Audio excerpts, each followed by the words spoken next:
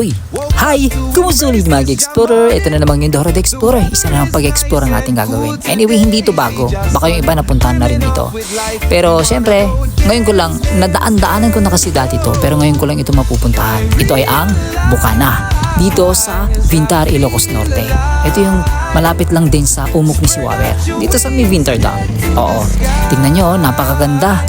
At napakasimple at actually maaga-aga kami nakapunta. Kaya ganito, konti pa yung tao.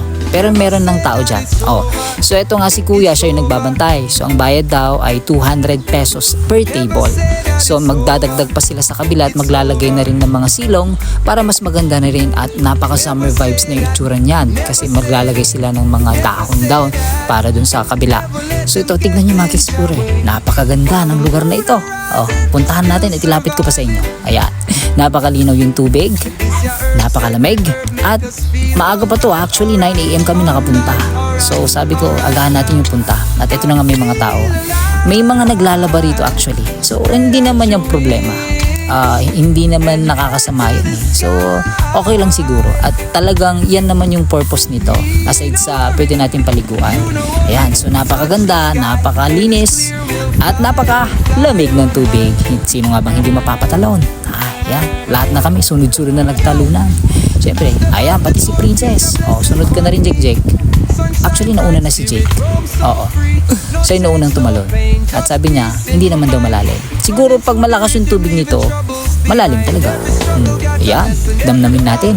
Napakalamig. Actually, naglagay na ako ng aking dyan kasi giniginaw ako. Pero later on, ayan, nag-enjoy na kami at okay na. Hindi na ako giniginaw na masyado. Ayan, ine-enjoy na namin yung moment. At si kuya yung nagbibideo, si Kuya Christian. Ayan, ginaligo yung batang yan. Ewan ko ba dyan.